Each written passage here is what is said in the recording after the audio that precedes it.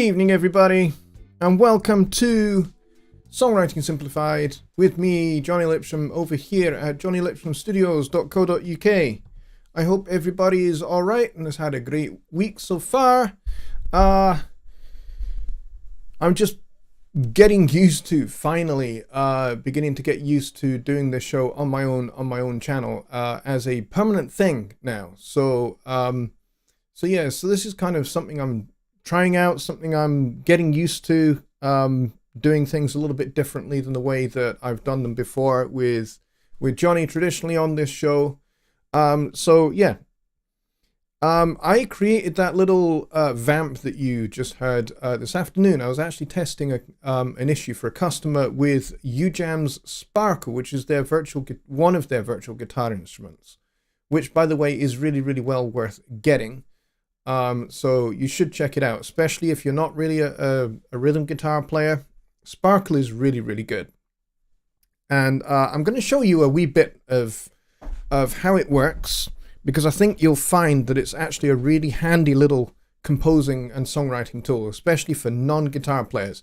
Like me, I only know how to play weird, odd-sounding chords on the guitar. That's about it. And I don't really strum very well. When I strum, the plectrum tends to just fly off randomly to random different parts of the room. So I think it's very, very cool that companies like UJam have created virtual instruments that have a strumming feature, which means for the most part I can create a strumming pattern for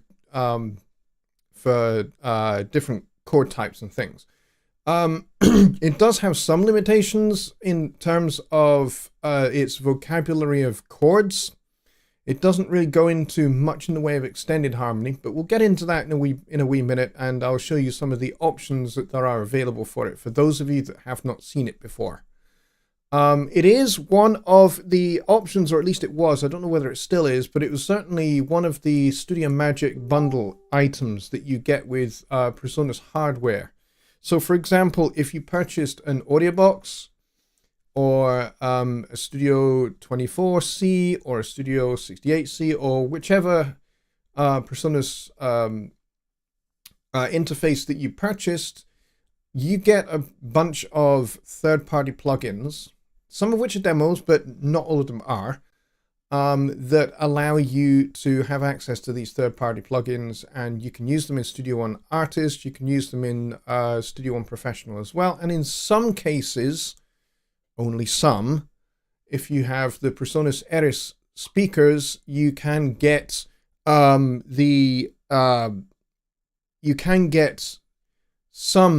Studio Magic plugins which are whitelisted for use with Studio One Prime, because that is what you get with the speakers. You get Studio One Prime, you don't get Studio One Artist. And these plugins have been specially whitelisted so that they will work. But Sparkle is one of those that was, I think it still is actually, I need to check, but I'm pretty sure it still is one of those options that you can get for Studio One, for the Studio Magic bundle. And I wholeheartedly recommend you get it as well. And there's also the virtual bassist called Rowdy, which I'm also using in this track. And the other thing I'm using is the Matt Chamberlain drums from Looploft. And I'm getting messages going on here at the same time whilst I'm trying to talk to you guys.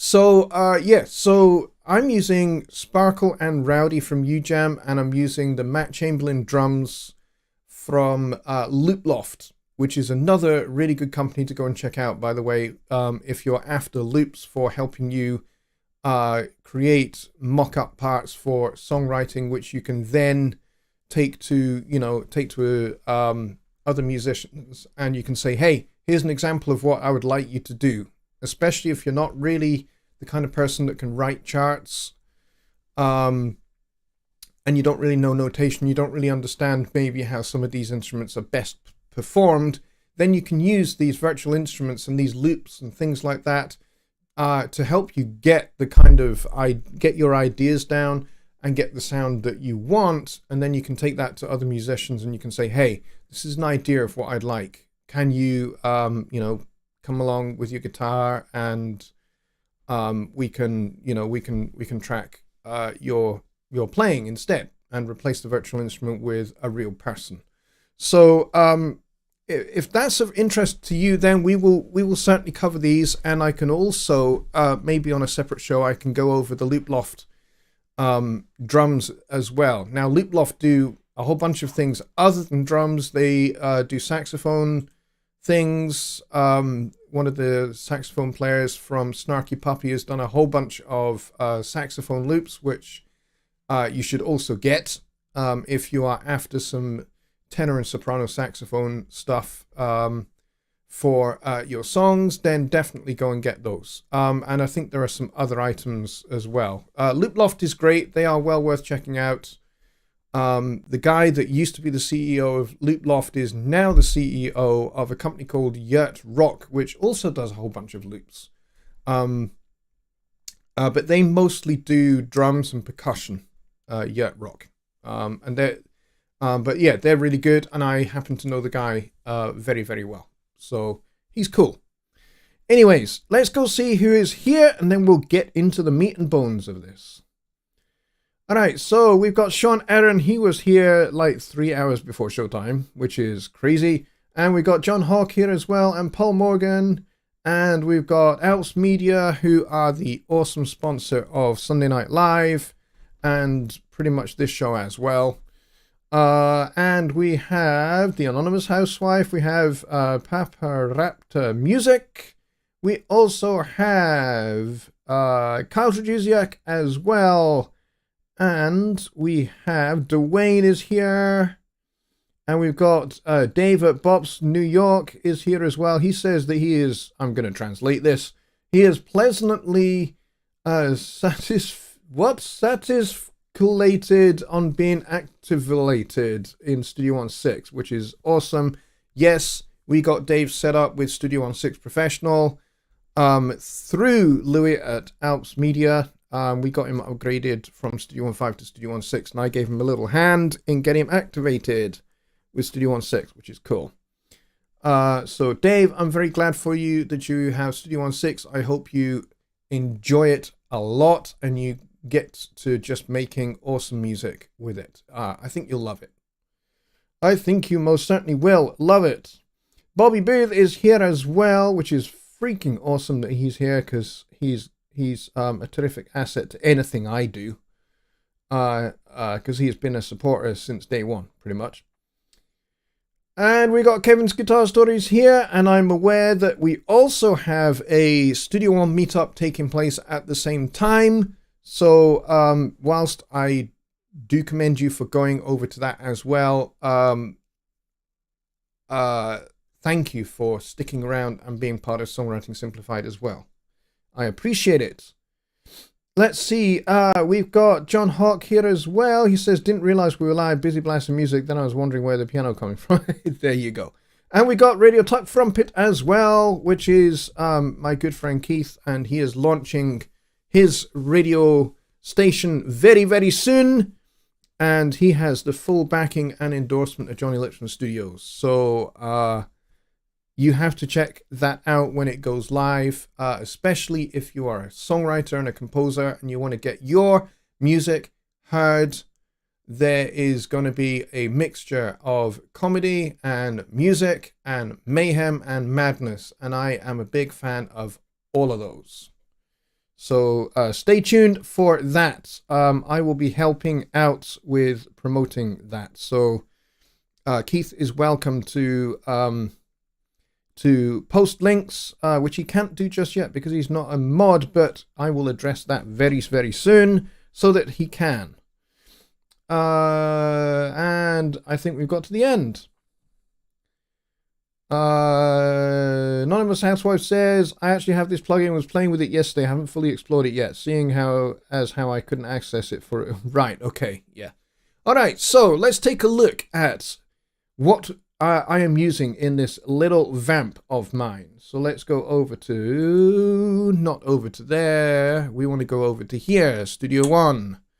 and we want to close the mixer so that we can see everything. And we want to get my camera back on. All right, so here we go. So I have the Matt Chamberlain drums here, and I have my Fender Rhodes here, and then we also have Rowdy, the bass from UJam, and we have the VG Sparkle.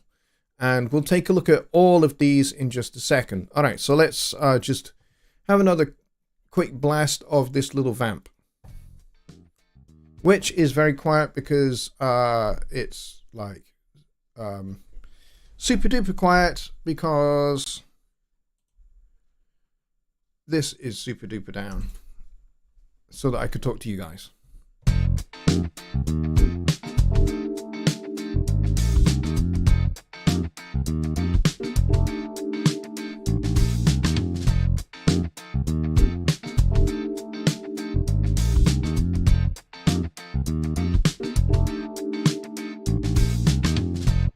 All right, so let's take a look at all the elements that we've got. We'll start with the drums at the top here.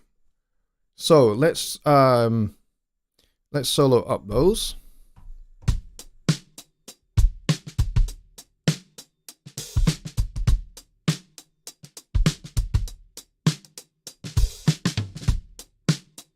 Now this is a really cool little loop, and it sounds great, but the original tempo of this loop, as you can see, is 67 beats per minute. And I've sped it up quite a bit to 100 beats a minute. But it sounds really, really good. But it's not meant to be this tempo.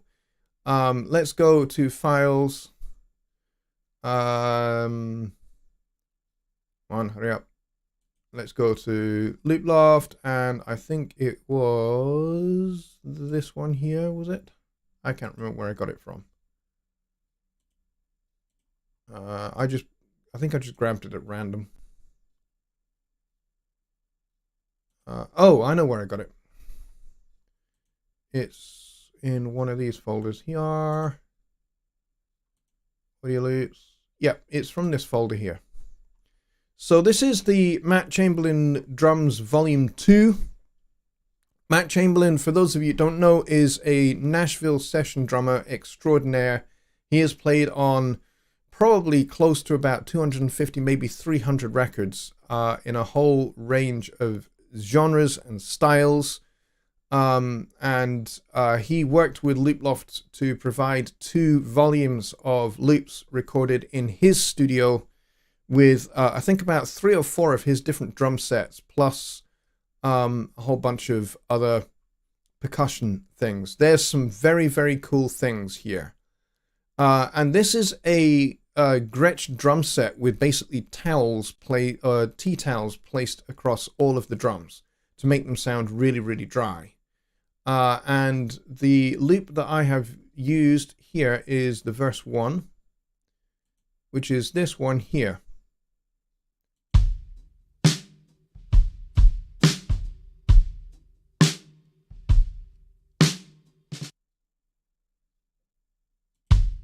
Oh, these are the intros, so I need to use this one.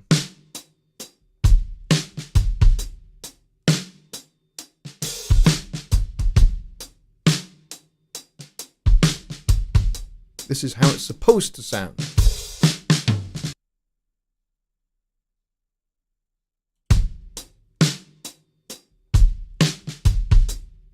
Which sounds pretty cool. You could use this in a completely different song in a completely different context, and nobody would really notice. So it's very, very cool. And then I've just duplicated that a few times. So that comes from the Matt Chamberlain Drums Loops collection. As you'll see, there's also a bunch of MIDI loops. So I could go and grab any one of those. I could grab that one and I could just drag this straight into Impact and it would work perfectly.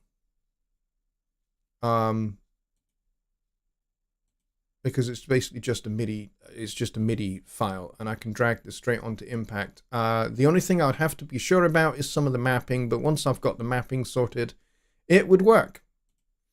But yeah, there's like different drum sets here. There's like a set of Slingerland Radio Kings. And then there's like this mini kit, which is very, very cool. I'll have to show you all of these at some other time, because they are great, great fun. And then I've got my Fender Rhodes.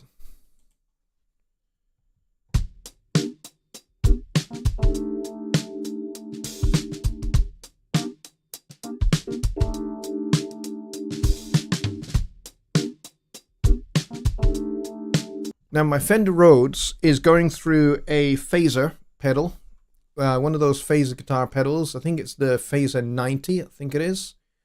But then we are also going into X-Trem with it set in panning mode, so it pans from left to right using this waveform here. And I've got this set to a half note, so basically it's every half note is moving from left to right. And then I've set the depth to 41%. I could set it to higher, but you set it a smidge over. There we go.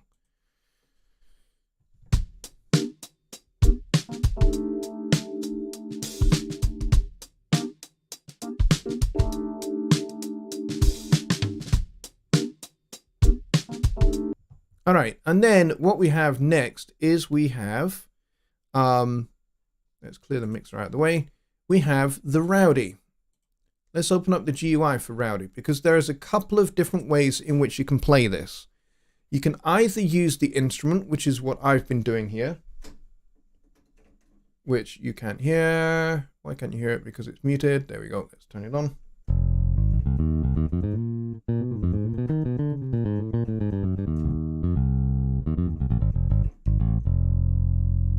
So you can play it like a normal virtual instrument if you want to create your own part.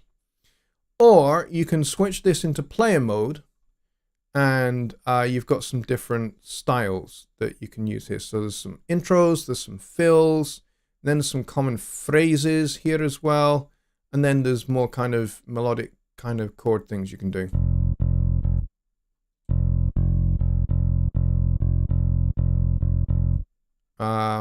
Or you can kind of do, let's see, set that one to there.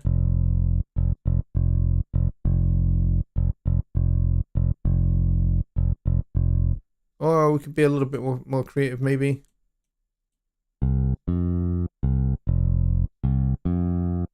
And this little bass line here, this works great if you're doing samba.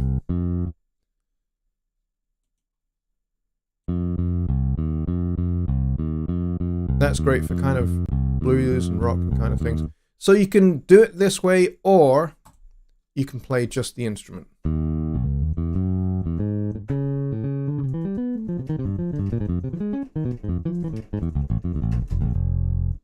Whatever you want to do. And then you've got these different amp types here. So I've got this set to direct, so it's emulating pretty much just the direct sound plugged in rather than the amp. And then you've got crisp, cream, or metal. Metal is very aggressive sounding. And then you've got some characters. So you've got round, tame, fat, and hard. Now, Rowdy, just so you know, is a picked bass. So it's bass played with a plectrum rather than with fingers. And then you can change the EQ from modern, which is what I've got it on now. You can grab that and you can switch that round to vintage and you get a different sound.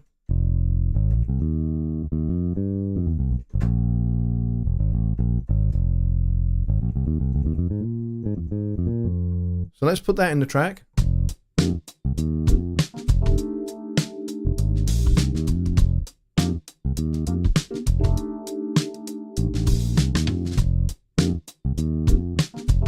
Yeah, I like how that sounds. So maybe I'll keep this over on vintage for the EQ. Then you've got this finisher. I don't really know what this does, to be honest. Then you've got this octaver, so you can have it as an octave pedal. And then you can do drop D. This, by the way, is modeled after a 4-string bass. So there are no 5-string models in this instrument. If you want 5-string models, there's another UJAM bass instrument that you can get that will give you 5-string instruments. But this is a 4-string instrument. As you can see, the lowest note here is an E because that's the open E string. And then it'll only go up to this note up here. because that's pretty much the highest note you can play on a 4-string regular scale necked bass. All right, so that is Rowdy. Rowdy is very cool. And then there's this fuzz as well, and then you've got drive, and I've got both of those turned off for right now, but you can really crank these and get something very, very aggressive if you want it.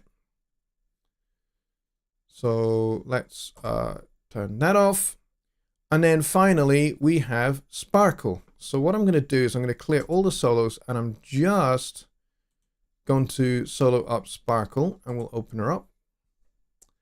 And this is what you've got here. Similar kind of thing as you get with the other, with Rowdy, is you've got some common phrases all mapped to different key switches, and then different style phrases. So depending upon the style that you've got set, so in this case I've got disco set, there's some different styles of strumming. And then you can play the chords, whatever you might want to play. So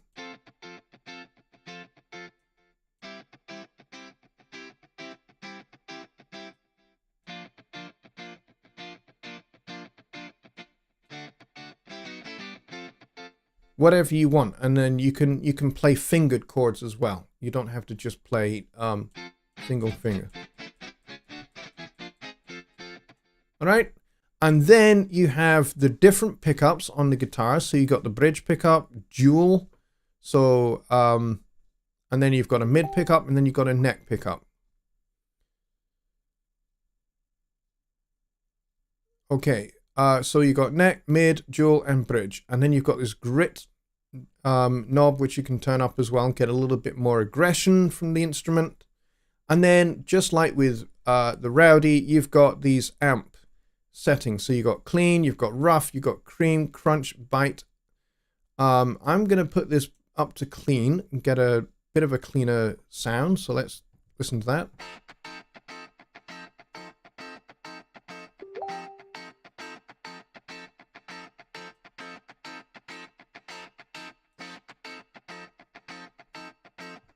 All right, but then you've also got this doubling option. The cool thing about this doubling option is that instead of having just one guitar played, you have two guitars played, and you get some nice stereo width out of this doubling effect, which is very cool. And again, you can do the drop D for those of you that want to do drop D tuning.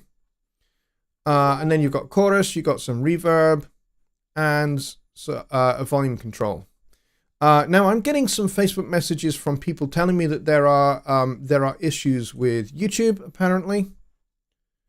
There were issues earlier on with an outage on Facebook in certain parts of the United States. So some of you may be experiencing that and finding it difficult to get in to see the show. And that might explain why viewing numbers are down. Apparently, there is an outage in the Illinois area. I don't know anything about that, but we're working here and we've got a good stream connection here. We've got practically 3,000 kilobits a second.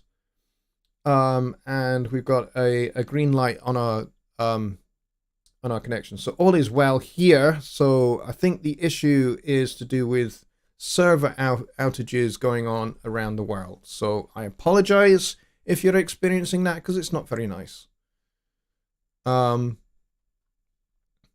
So yeah, certain people like Mike Johnson are having trouble getting in to watch the show because he is in the Illinois area. So if you are in the Illinois area, I guess you may be experiencing some problems, possibly. All right, so that is Rowdy and Sparkle. And the Loop Loft drums. So these are really, really great songwriting tools that you can use, especially if you're not really a guitar player and you're not really a bass player, but you want to get some parts mocked up that you can get replaced with real musicians. Now, the cool thing is, because these are MIDI instruments, with the exception of the Loop Loft, unless you use the MIDI loops that you get from the Loop Loft, because they're all MIDI, they will work with the Studio One chord track extremely well. So if you want them to follow the Studio One chord track, you can. MIDI follows the Studio One chord track very easily and extremely accurately. The only problem that there exists in Studio One for the chord track is with audio. Audio, it's not 100% on, but it's actually pretty good. It's probably a good 90 to 95% good. But MIDI, it's always going to get right. It might not necessarily interpret your chords 100%, because, you know, with a particular voicing of notes, there are several different ways in which you can name that chord. But you can always go and edit those and it'll be fine, and Studio One will do the rest. But yes, you can have it follow the chord track. I don't have it doing that with this loop here, with this vamp. Basically what I did was I did 12 bars of an F7 vamp, and then I just copied them and shoved them up a whole step for 8 bars. So we're on G7 instead of F7, and then we go back, which is how a lot of kind of jam session funk tracks work. Certainly my experience of playing in jam sessions when we're playing funk kind of style, we tend to vamp on a chord for a bit, and then we'll change up to another chord, and then we'll go back. And it's just like one chord stuff, and it's just like, it provides a lot of freedom because musicians are not able to think about chord changes. They can think about scales, they can think about related scales, and it's a lot of fun to do, which is what I was doing at the start in the intro to the show, was just basically playing a little bit of piano over the top of this. So it's really, really good, and it's a lot of fun making music with these instruments. I highly recommend you go and check these out over at UJam. If you are a Presonus Hardware customer and you got an audio box, or you got some other qualifying interface in the last year or so, maybe the last 18 months, then you should be able to get Sparkle and you should be able to get Rowdy. They should just be available to you. You should have links to those in your My Presonus accounts on the products page. And there will be a button that says download. But basically what that does is that takes you to the UJam website, and when you get there, you just create a UJam account if you haven't done that already. And then what you can do after that is you can register the product key that you're given in your My Presonus account. And then when that's registered, it appears in your products on UJam. And then when you download the product from UJam to your computer, you run the installer. And when you run the installer, it's actually really simple. The installation is really, really simple. Once it's done, then you just restart Studio One. It will appear in your instruments. Once it's been scanned by the plugin scanner, it'll appear in your instruments. And then you just drag it in, and it'll ask you to authenticate. And basically all you do there is you enter your credentials from your UJam account, and boom, you're done.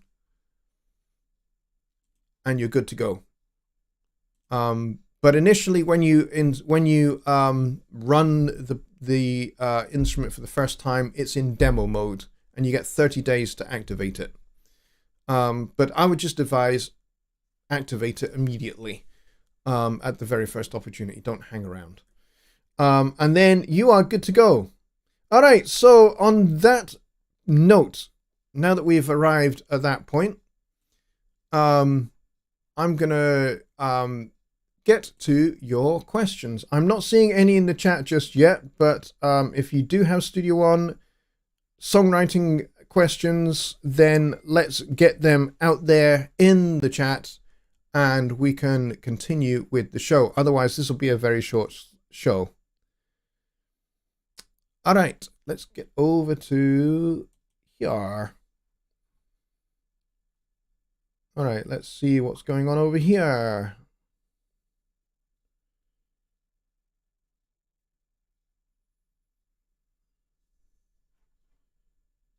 All right, I'm getting lots of Facebook messages. I'm sorry about that, folks. You can probably hear it dinging, dinging, dinging away. And it's a little bit annoying, I'll be honest.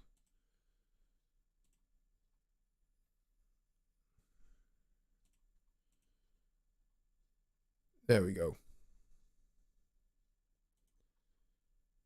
A little bit of peace and quiet now because I've muted those notifications now. All right, so let's go see what questions we got. All right, Bobby Booth says, have you tried the Modo drums from IK Multimedia? I have heard lots of really, really good things about those. And I think from what I have heard, they're probably well worth checking out. I haven't checked them out yet, but I'm going to do that. Because we do occasionally get some tech support questions on those. So I'm thinking it might not be a bad idea to reach out to IK and see if they can provide PreSonus tech support with some NFRs for those. That would be pretty cool. And then I can test them out. Let's see. Kyle says, just listen to the in-between notes. Yes, the butter notes is what we call those, the butter notes. Any actual questions? I'm not seeing any. Anonymous housewife was, she says, I'm fresh out of questions unless we talk about jazz rhythms. What would you like to talk about, jazz rhythms? Give me some specifics on jazz rhythms that you're interested in, and then we can, we can talk about it. Or if it's, if the question that you have is a little bit more large and requiring a little bit more detail, then certainly we can dedicate a particular Songwriting Simplified show to just exploring jazz rhythms. We can certainly do that, and we can unpack your question in a lot more detail in a show. But yeah, if you've got like something that I can hit right now, then please get that in the chat. I'd be happy to help. Tez, a good subject. Carl has had some domestic issues with some plumbing by the look of it.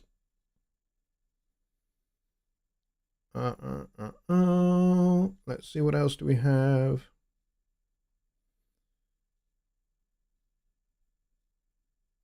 Could we have a chat about dark chords and happy chords? Dark chords and happy chords. That's a good question. Dark chords and happy chords. All right. The basics of what makes a dark chord, and what makes a happy chord. We're talking by and largely about major chords and minor chords. Major chords tend to be brighter sounding and happier sounding because they have the major third involved in them. So if I take a C major chord, turn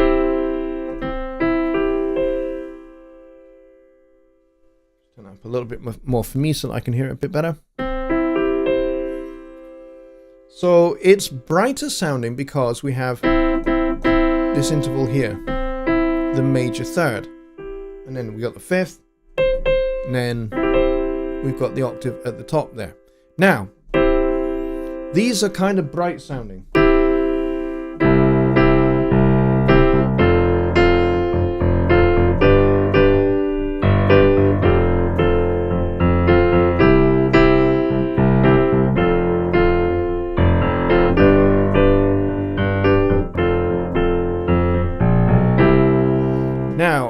I think we would all agree that pretty much a large number of pop songs have been written just using those three chords.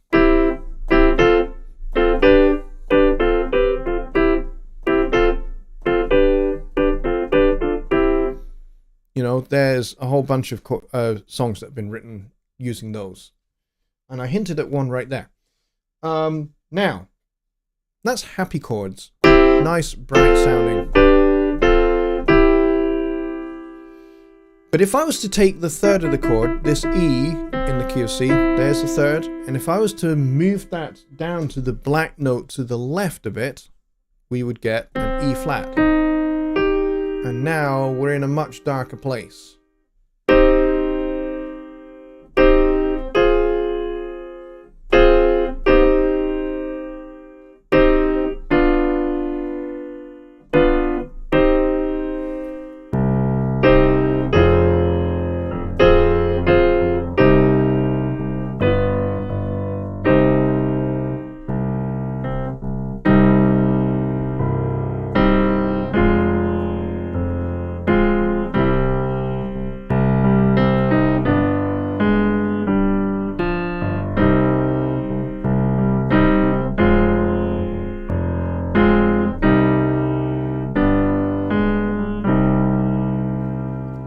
much, much, much darker sound. I mean, it's not just the fact that I'm playing them quite low down, but even if I play them quite high up.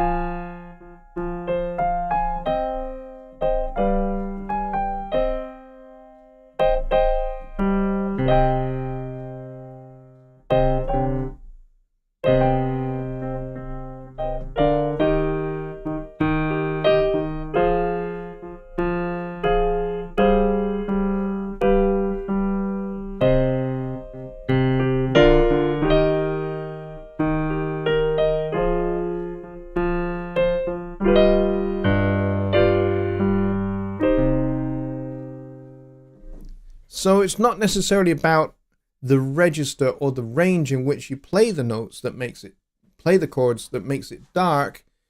It's the minor third in those chords that makes them dark.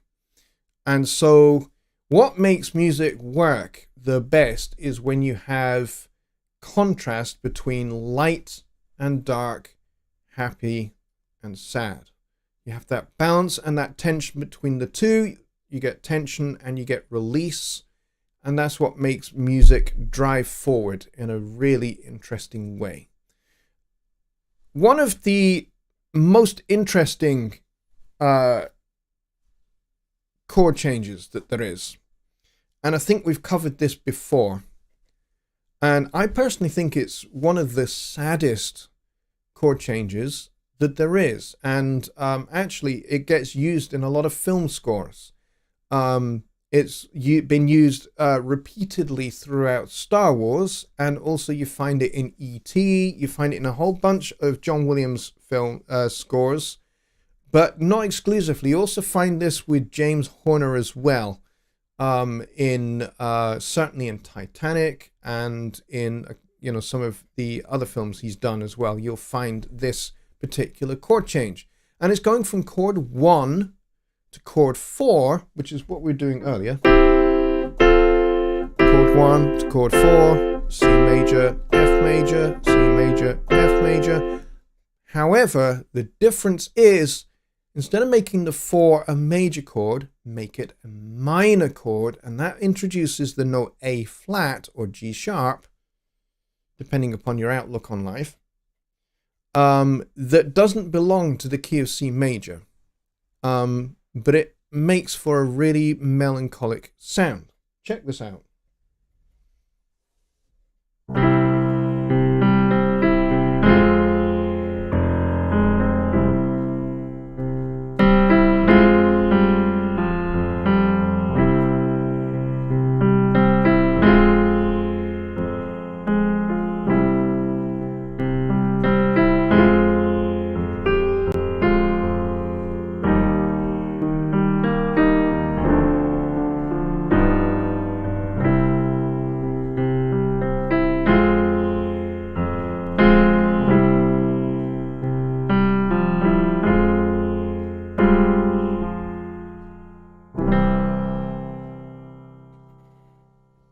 So what you get there is you get the constantly flip-flopping, I guess, between, or flitting between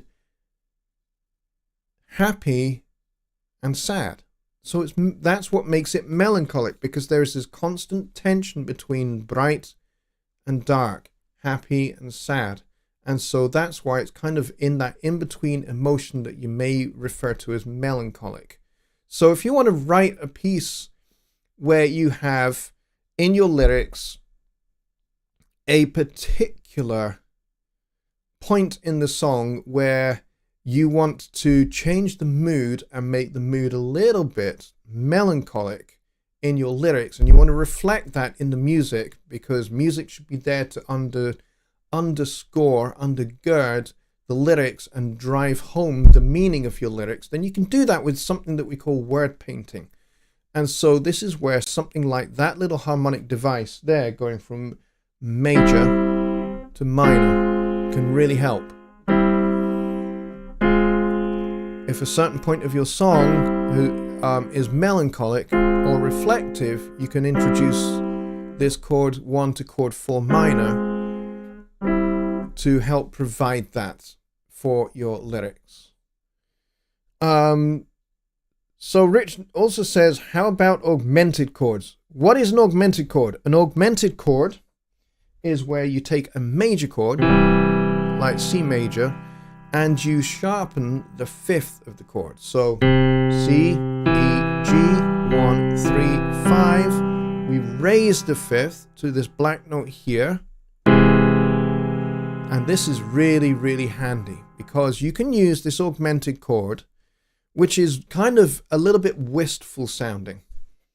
And you can use it in a similar way to the way we're going from chord 1 to chord 4 minor to provide a little bit of wistfulness to your music. So check this out. And you can actually use the sharpened 5th as a passing note to get you to the root of an A minor chord.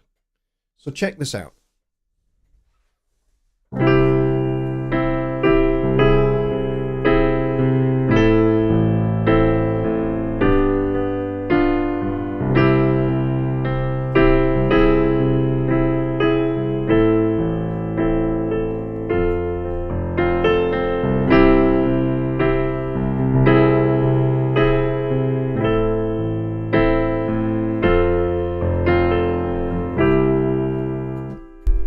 Now, what if I was to add some melancholy to that and use the 4 minor instead of the 4 major?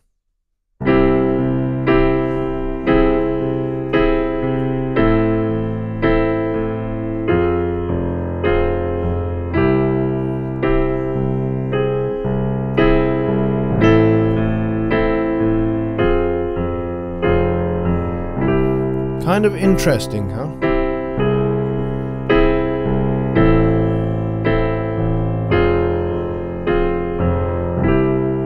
So we're kind of a little bit on the darker side of light, but there is a little bit of light there, a little bit of hope. But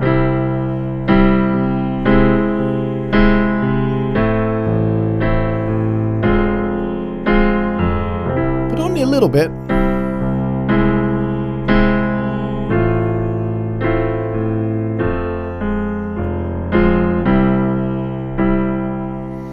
So you can use that sharpened 5th to get you to A minor.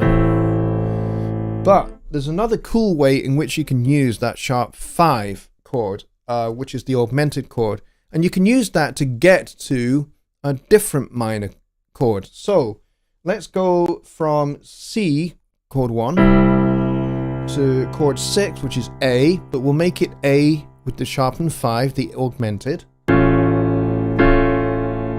And then we'll go to D minor because that's where we're leading to. There's the leading tone, the C sharp going into the D.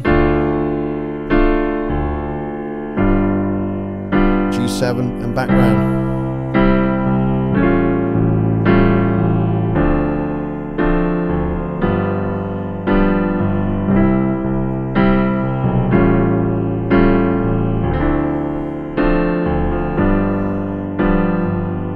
Add a little bit more tension. When you've done the A augmented with the sharp 5, go to D minor 9, which is basically just move this F down to the E, but on the D minor chord, and then resolve that.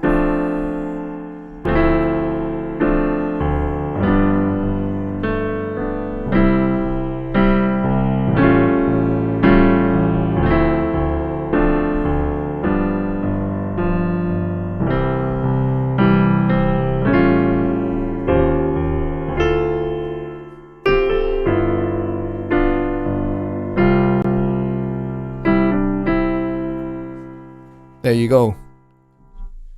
Augmented chords, very powerful, very useful because they will get you to D minor pretty well. That's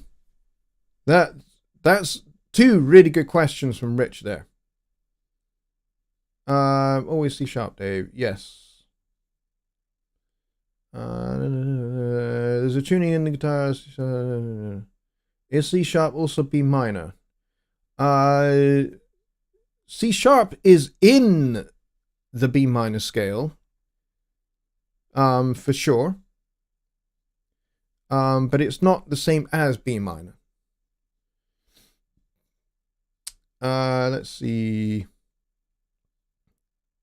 C sharp in D minor. It can be, if you mean D minor. Yes, C sharp can be.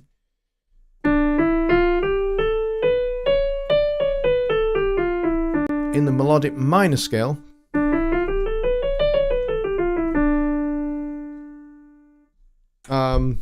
Or you can play this scale. This is another variation on D minor.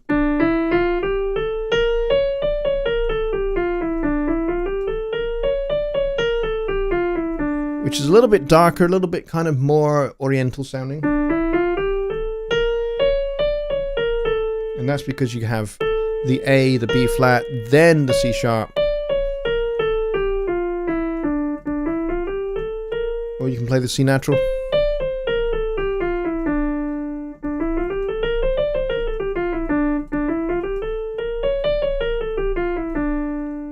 Depends on what you want to do, but C sharp is what we would call, in D minor, C sharp is the leading tone, which is why it's, if you do chord 5 to chord 1 in D minor, you get C sharp and not C natural.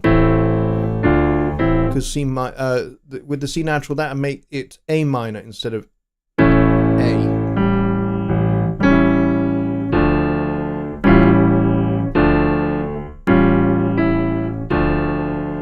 There's that sharp 5 again.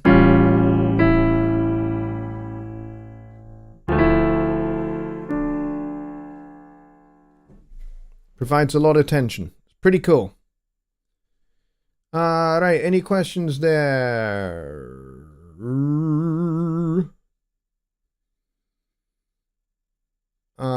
Billy says, I thought I remembered that from my music theory learning. Yeah. You might have remembered the C sharp being the leading tone into D minor. Yes, you would be correct.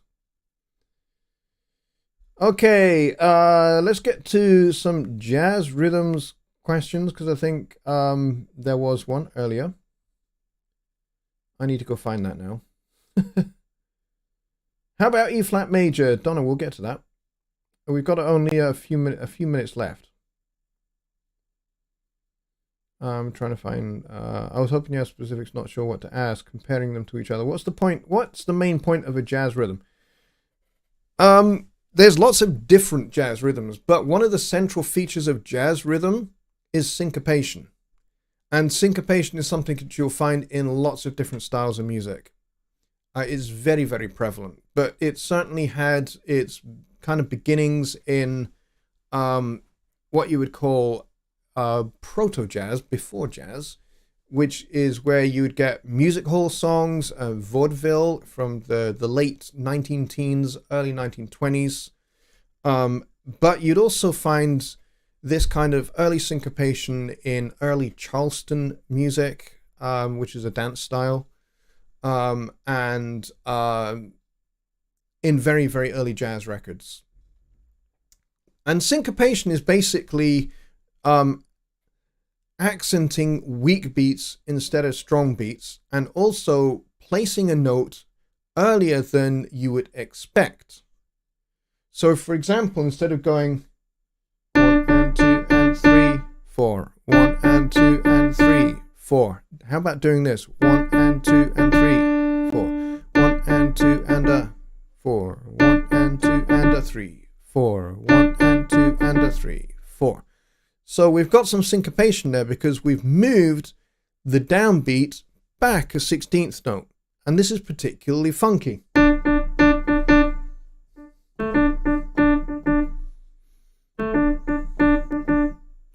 Or if we're going to make it with a little bit more of a swing and make it a little bit more jazz orientated in that respect, then you could do something like this.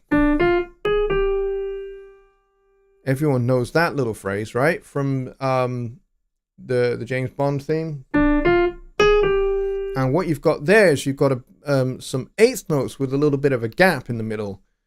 And so they're not on the beat. So here's the beat. 2, 3,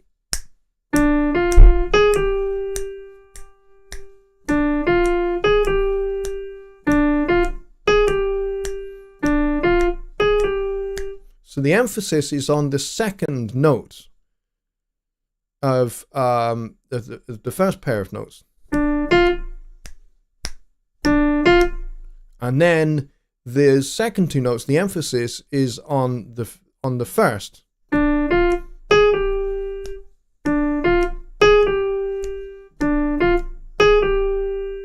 And that's how you make the phrase swing.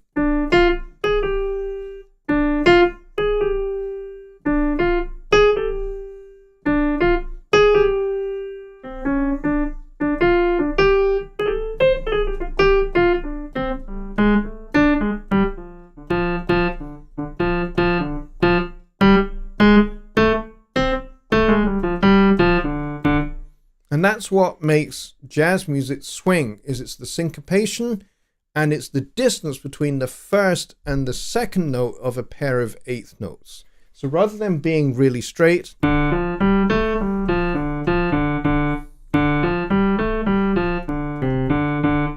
what we do is we slightly elongate the first note and slightly shorten the second note.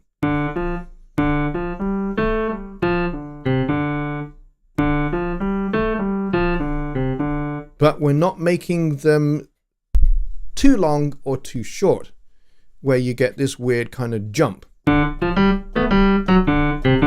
We're not doing that. We're playing it nice and relaxed, but there's a lilt to the rhythm.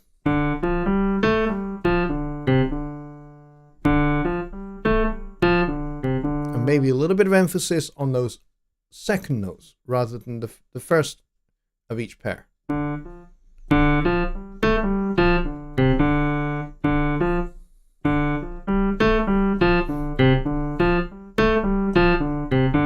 Don't want to emphasize it too much, otherwise, you know, it then becomes there's no contrast. So sometimes you have to hit some downbeats as well. But yeah, that's a little bit about those rhythms, jazz rhythms. And we're talking about Donna was talking about E flat major. E flat major is lovely.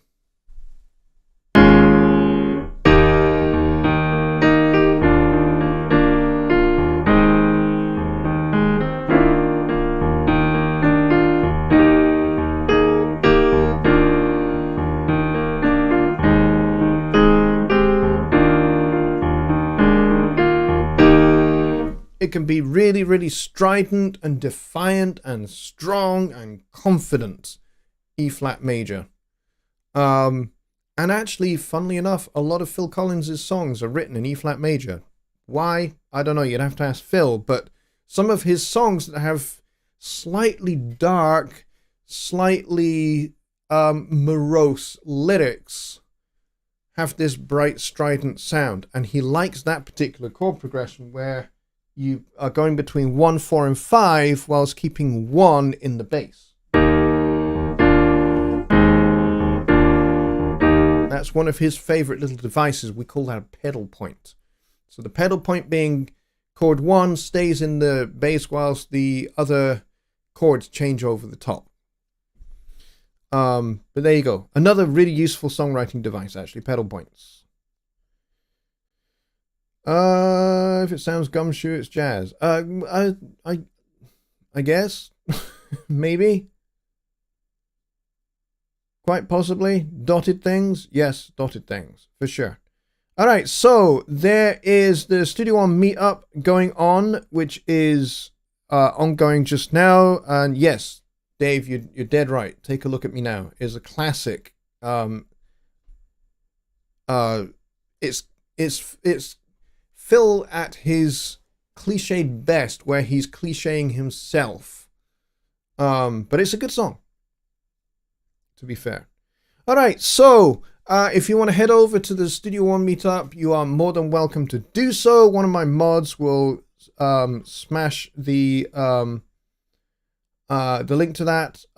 Billy says, after this, the Massachusetts Studio One meetup for another hour. Yes, they are ongoing just now, but they have their second hour of that. So if you want to go head over to that, you can go do so.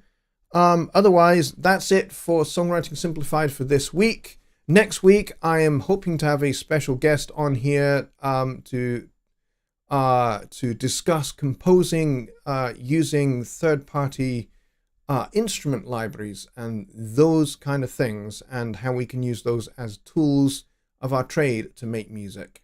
So if you are interested in that, then please do come along next week, same time, same place, Songwriting Simplified, 6 p.m. Central, Wednesday. And otherwise, I'll see you on Sunday for Sunday Night Live, where we can ask more Studio One questions. And if you are facing a particular Studio One issue, then you can either email me that issue and we can look at that in depth as the feature for that show. Or if you have a question that you know that you're not going to be able to fit into 200 characters of the text in the chat, please, again, just email me. Just go down to the website at the bottom there, jonnylipshamstudios.co.uk, and hit me up with an email and give me some details of your question, and we can try and unpack that a bit on Sunday night as well. So that is 6 p.m. Central Time, back here for Sunday Night Live. And until then, folks, I will bid you all a very good night. Good night.